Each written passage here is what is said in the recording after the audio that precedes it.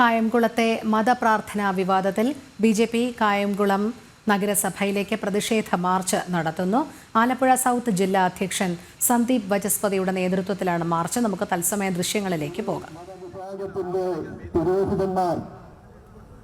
നഗരസഭ ഭരിക്കുന്ന ഈ ആശുപത്രി കെട്ടിടത്തിന്റെ അധികാരിയായ നഗരസഭയുടെ അനുവാദത്തോടുകൂടി അവിടെ മതപരമായ ചടങ്ങുകൾ, പ്രാർത്ഥനകൾ നടന്ന സംഭവം മാധ്യമങ്ങളിലൂടെയും അതേപോലെ തന്നെ സോഷ്യൽ മീഡിയയിലൂടെയും നമ്മൾ അറിയാൻ കഴിഞ്ഞു.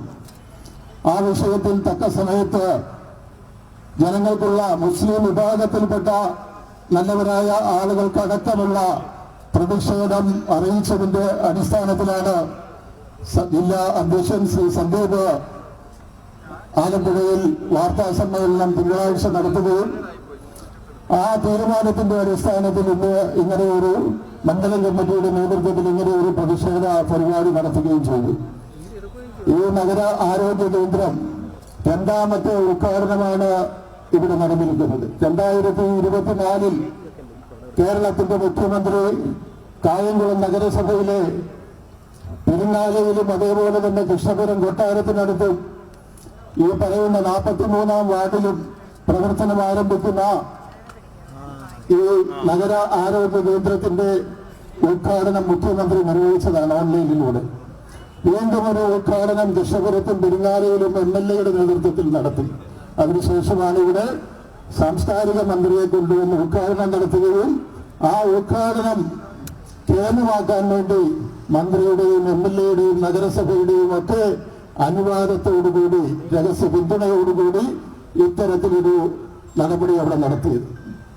നമുക്കറിയാം, സ്വകാര്യ സ്കൂളിൽ, എയ്ഡഡ് സ്കൂളിൽ, മാനേജറുടെ ഉടമസ്ഥതയിലുള്ള സ്വകാര്യ സ്കൂളിൽ അവിടെ പുതിയ കെട്ടിട സമുച്ചയം പണിഞ്ഞപ്പോൾ ആ സമുച്ചയത്തിൽ അദ്ദേഹത്തിന്റെ വിശ്വാസമനുസരിച്ച് ഔപചാരികമായ ചടങ്ങുകൾ നടക്കുന്നതിന് ദിവസങ്ങൾക്ക് മുമ്പ് അവിടെ ഒരു ഗണപതി ഹോമം നടത്തിയപ്പോൾ കേരളത്തിലുണ്ടായ പുതില് നമ്മളെല്ലാം കണ്ടതാണ്.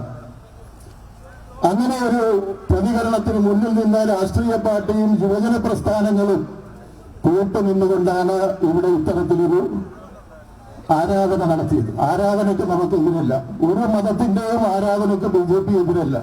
പക്ഷെ ഇത്തരത്തിലുള്ള നടപടികളെ ശക്തമായി എതിർക്കണം എന്നുള്ള പൊതു വികാരത്തിന്റെ അടിസ്ഥാനത്തിലാണ് ബി.ജെ.പി. ആ ജനവികാരം മാനിച്ചുകൊണ്ട് ഇത്തരത്തിലൊരു സമരത്തിന് തയ്യാറായത്. നമുക്കറിയാം, ഈ ചാലിശ്ശേരി തങ്ങളെ കുറിച്ചിട്ട് ഇവിടെ സൂചിപ്പിച്ചു വിനോദ്.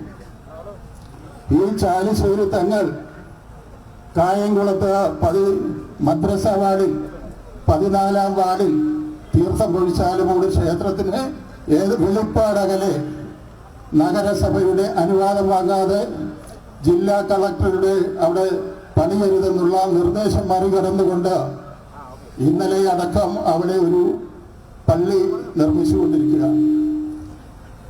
ഇതേ മുസ്ലിം വിഭാഗത്തിൽ തന്നെ മറ്റൊരു വിഭാഗം ഇതിനെ ശക്തമായി എതിർത്തിട്ട് പോലും അനധികൃത നിർമ്മാണത്തിനെതിരെ ഒരു നടപടിയും എടുക്കാൻ ഈ കായംകുളത്തെ ഇടതുപക്ഷം ഭരിക്കുന്ന ഈ നഗരസഭ. കായംകുളത്തെ മതപ്രാർത്ഥനാ വിവാദത്തിൽ ബി.ജെ.പി. കായംകുളം നഗരസഭയിലേക്ക് പ്രതിഷേധ മാർച്ച് നടത്തുന്നതിൻ്റെ തത്സമയ ദൃശ്യങ്ങളാണ് നമ്മൾ കാണുന്നത്. ആലപ്പുഴ സൗത്ത് ജില്ലാ അധ്യക്ഷൻ സന്ദീപ് വചസ്പതിയുടെ നേതൃത്വത്തിലാണ് മാർച്ച്. ഇവിടുത്തെ ജീവനക്കാർക്കുള്ള ശമ്പളവും ഇവിടുത്തെ മരുന്നുകളും ഇവിടുത്തെ ലാബറട്ടറിക്ക് ആവശ്യമായ മുഴുവൻ സാധന സാമഗ്രികളും ചെലവുകളും കേന്ദ്ര സർക്കാർ നാഷണൽ ഹെൽത്ത് മിഷനിലൂടെ നൽകുന്നതാണ് എന്ന് കൂടി നഗരസഭയുടെ അധികാരികൾ ഓർത്തിരിക്കണം. കാരണം ആ നോട്ടീസ് കണ്ടു, പെരുന്നാളിയിൽ നടത്തിയ നോട്ടീസും കണ്ടു, ഇപ്പൊ ഇവിടെ നടത്തിയ പരിപാടിയിലെ നോട്ടീസും കണ്ടു. കേരളത്തിലെ മുഖ്യമന്ത്രിയുടെ പടം, സാംസ്കാരിക മന്ത്രിയുടെ പടം, നഗരസഭ MLA-യുടെ പടം, നഗരസഭ അധ്യക്ഷയുടെ പടം, എല്ലാവരുടെയും പടമുണ്ട്. പക്ഷെ പണം മുടക്കുന്ന പ്രധാനമന്ത്രിയുടെ പടമാട്ടെ ഇത് കേന്ദ്ര ഫണ്ടാണെന്നൊരു വഴി അതിൽ കയറ്റാതെ NHM-ന്റെ സഹായത്തോടുകൂടി, നാഷണൽ ഹെൽത്ത് മിഷന്റെ സഹായത്തോടുകൂടി സംസ്ഥാന സർക്കാർ നടപ്പാക്കുന്ന നഗര ആരോഗ്യ കേന്ദ്രത്തിന്റെ ഉദ്ഘാടനം ഇതില് BJPയുടെ ശക്തമായ പ്രതിഷേധങ്ങൾ ഇന്നിവിടെ കൊണ്ട് അവസാനിക്കുന്നില്ല, ഇനിയും തുടരും എന്നറിയിച്ചുകൊണ്ട് ഞാൻ നിർത്തുന്നു. എല്ലാവർക്കും നമസ്കാരം.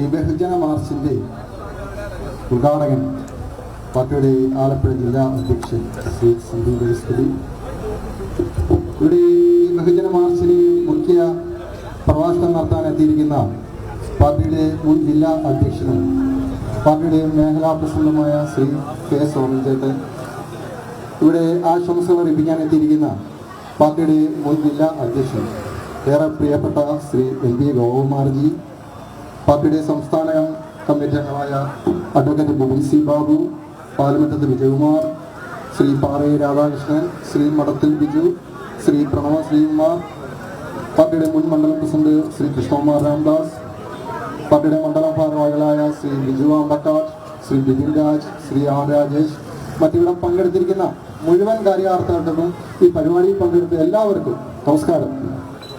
നമ്മൾ ഇത്തരത്തിലുള്ള ഒരു ബഹുജന മാർച്ച് ഇവിടെ സംഘടിപ്പിക്കാനുണ്ടായ വിവരം പാർട്ടിയുടെ മണ്ഡലം ജനറൽ സെക്രട്ടറി ഇവിടെ വിശദീകരിച്ചു കഴിഞ്ഞു. കഴിഞ്ഞ ഞായറാഴ്ച ഉച്ചയ്ക്ക് കായംകുളത്ത് 43-ാം വാർഡ് നഗരസഭയിൽപ്പെട്ട വാർഡിൽ കേന്ദ്ര ആരോഗ്യ വകുപ്പിന്റെ കീഴിലുള്ള പണം ഉപയോഗിച്ചുകൊണ്ട് ഒരു health and wellness centre hospital ഉദ്ഘാടനം ചെയ്യുകയുണ്ടായി. അതിനും ഒരു 10 മിനിറ്റ് മുമ്പായിട്ട് അവിടെ ഒരു മത കൂട്ടായ്മയുടെ ഒരു പ്രാർത്ഥന സംഘടിപ്പിച്ചു. നമുക്കറിയാം, ഇങ്ങനെയുള്ള ഒരു ഹോസ്പിറ്റലാട്ടെ സർക്കാർ സ്ഥാപനങ്ങളാട്ടെ ഇതേ കൂട്ടുള്ള ഒരു പ്രാർത്ഥന സംഘടിപ്പിക്കുന്നത് നമ്മുടെ ഭരണഘടനയ്ക്ക് വിരുദ്ധമായിട്ടുള്ള ഒരു കാര്യമാണ്. ഈ പരിപാടി ഉദ്ഘാടനം ചെയ്യുന്ന കേരള ഫിഷറീസ് വകുപ്പ് മന്ത്രി ശ്രീ സജി ചെറിയാനും ഇതിന്റെ അധ്യക്ഷത വഹിച്ചത് ശ്രീ കായംകുളത്തിന്റെ MLA പ്രതിഭ ഹരിയാണ്, ശ്രീ ചെയർപേഴ്സൺ ഉൾപ്പെടെ. ഈ 43-ാം വാർഡെന്ന് വെച്ച് കഴിഞ്ഞാൽ അത് മുസ്ലിം ലീഗിന്റെ വാർഡാണ്. അത് തമ്മിലുള്ള ഒരു ബന്ധം ഇത് ലീഗിന്റെയും CPM-ന്റെയും അവിശുദ്ധ കൂട്ടുകെട്ടാണ്. വരാൻ പോകുന്ന നിയമസഭ പഞ്ചായത്ത് തെരഞ്ഞെടുപ്പുകൾ മുന്നിൽ കണ്ടുകൊണ്ട് കഴിഞ്ഞ പാർലമെന്റ് തെരഞ്ഞെടുപ്പിന്റെ വോട്ട് ശതമാനം BJP കൂടിയതിന്റെ ഒരു പ്രതിഫലനം BJPക്ക് ഉണ്ടാകരുത് എന്ന് നിശ്ചയിച്ചുകൊണ്ട് ഒരു സമൂഹത്തെ, ഒരു വിഭാഗത്തെ മാത്രം ഉൾപ്പെടുത്തിക്കൊണ്ട് അവരുടെ വോട്ട് ബാങ്ക് ലക്ഷ്യമിട്ടുകൊണ്ട് നടത്തുന്ന ഈ അവിശുദ്ധ കൂട്ടുകെട്ടിനെതിരെയാണ് BJP ബഹുജന മാർച്ച് സംഘടിപ്പിച്ചിരിക്കുന്നത്. നമുക്കറിയാം, വരാൻ പോകുന്ന പഞ്ചായത്ത് തെരഞ്ഞെടുപ്പിൽ, കഴിഞ്ഞ പാർലമെന്റ് തെരഞ്ഞെടുപ്പിൽ BJPക്ക് ഉണ്ടായ മുന്നേറ്റം ഞാൻ പറഞ്ഞു കഴിഞ്ഞു. ആ മുന്നേറ്റം തുടങ്ങുക തന്നെ ചെയ്യും. വരാൻ പോകുന്ന പഞ്ചായത്ത് തെരഞ്ഞെടുപ്പിലും വരാൻ പോകുന്ന 2026 നിയമസഭാ തെരഞ്ഞെടുപ്പിലും ഈ ഇന്ത്യ സഖ്യത്തിന് മുന്നറിയിപ്പ് നൽകുവാണ്. 2026 നടക്കുന്ന നിയമസഭാ തെരഞ്ഞെടുപ്പിൽ കായംകുളത്ത് നിന്നുള്ള MLA അത് BJPയുടെ MLA ആയിരിക്കും. അത് ദേശീയ ജനാധിപത്യ സഖ്യത്തിന്റെ MLA ആകും. ഈ യോഗം ഉദ്ഘാടനം ചെയ്യുന്നതിന് വേണ്ടി പാർട്ടിയുടെ ജില്ലാ അധ്യക്ഷൻ ശ്രീ ഏറെ പ്രിയപ്പെട്ട ശ്രീ സന്ദീപ് വജസ്പതിയെ ആദരവ് ക്ഷണിക്കുന്നു.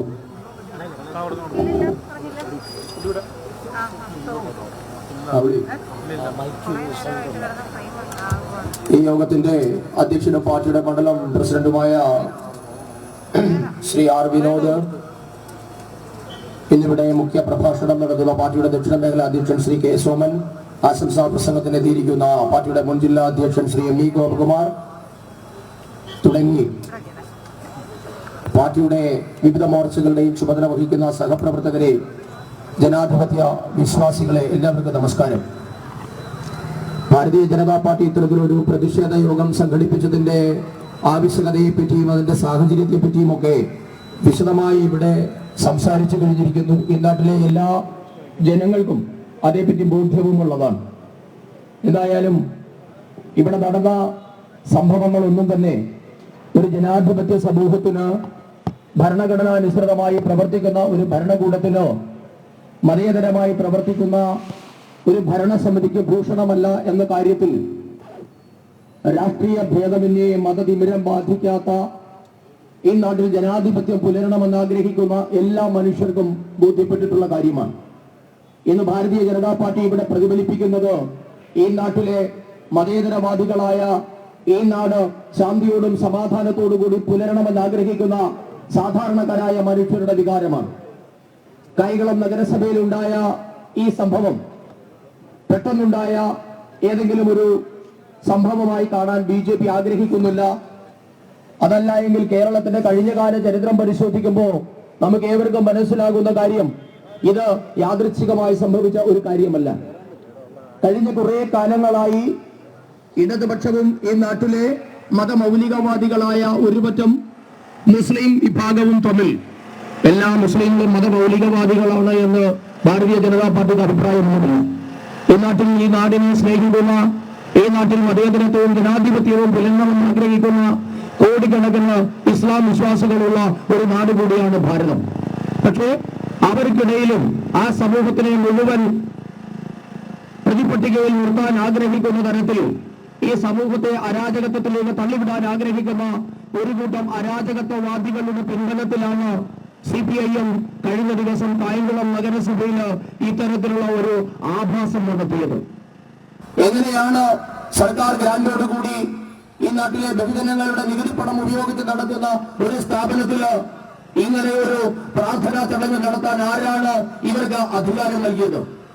എന്ത് ഭരണഘടന നിയമപരമായ അവകാശത്തിന്റെ പിൻബലത്തിലാണ് ഭരണകൂടത്തിന് അനുമതി നൽകിയത്? കഴിഞ്ഞ ദിവസം ഇതേപ്പറ്റി ഒരു ചാനൽ ചർച്ച ഉണ്ടായിരുന്നു. അപ്പൊ ആ ചാനൽ ചർച്ചയിൽ ബഹുമാനപ്പെട്ട നഗരസഭയുടെ ചെയർപേഴ്സണും പങ്കെടുത്തു. അപ്പൊ അവർക്ക് ആകെ ഒരു മറുപടിയേ ഉണ്ടായിരുന്നുള്ളൂ, ഞാനിതൊന്നും അറിഞ്ഞില്ല, എനിക്കിതേപ്പറ്റി ഒന്നും അറിയില്ല. അപ്പൊ ഞാൻ പറഞ്ഞത് കഴിഞ്ഞ കുറെ കാലങ്ങളായി, കഴിഞ്ഞ 7-8 വർഷമായി കേരളത്തിലെ ജനങ്ങൾ കേൾക്കുന്ന ഒരു പതിവ് പല്ലവിയ, അനക്കറിയില്ല. കേരളത്തിന്റെ മുഖ്യമന്ത്രി പറയുന്ന മറുപടി ഇത് തന്നെയാ. കേരളത്തിൽ എന്ത് അരിഷ്ട സംഭവം ഉണ്ടായാലും മുഖ്യമന്ത്രിക്ക് ഒറ്റ മറുപടിയേ ഉള്ളൂ, അനക്കറിയില്ല. അത് തന്നെയാണ് CPIM നേതാവ് കൂടിയായ നഗരസഭാ ചെയർപേഴ്സൺ അന്ന് ചാനൽ ചർച്ചയിലും ആവർത്തിച്ചത്. ഞാൻ ചോദിക്കട്ടെ, പ്രിയപ്പെട്ട ജനാധിപത്യ വിശ്വാസികളെ, ഒരു മന്ത്രി പങ്കെടുക്കാൻ പോകുന്ന ചടങ്ങില് മന്ത്രി എത്തേണ്ട ഒരു കെട്ടിടത്തില് ഇത്തരത്തിലുള്ള അഴിഞ്ഞാട്ടത്തിന് കേരള പോലീസ് അനുമതി നൽകിയിട്ടുണ്ടോ? കേരളത്തിന്റെ രഹസ്യാന്വേഷണ വിഭാഗം ഉറങ്ങുകയായിരുന്നു. കേരളത്തിന്റെ മന്ത്രി പങ്കെടുക്കുന്ന, MLA പങ്കെടുക്കുന്ന ഒരു ചടങ്ങ് നടക്കേണ്ട കെട്ടിടം ഇത്തരത്തിലുള്ള മതമൗലികവാദികൾക്ക് അഴിഞ്ഞാടാൻ വിട്ടുകൊടുത്തത് ആരാണ് എന്ന് അന്വേഷിക്കണ്ടേ? നഗരസഭയുടെ ചെയർപേഴ്സൺ അത് അറിയുന്നില്ല എങ്കിൽ ഭാരതീയ ജനതാ പാർട്ടി പറയുന്നു, ഞങ്ങൾ പറയാം.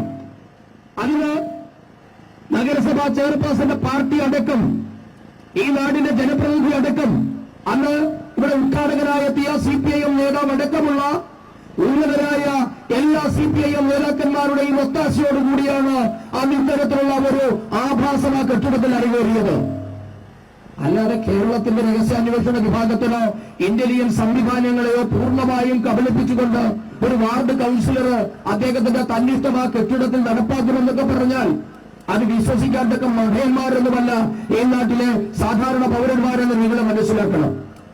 നിങ്ങൾക്ക് കഴിഞ്ഞ കുറെ കാലങ്ങളായി 4 വോട്ടിന്റെ പേരിൽ ഈ നാട്ടിലെ മുസ്ലിം മതവിഭാഗത്തെ പീഡിപ്പിച്ചാല് തുടർഭരണം കിട്ടുമെന്നൊക്കെയുള്ള ഒരു മൂഢസ്വർഗത്തിലാണ് പിണറായി വിജയനും CPIM.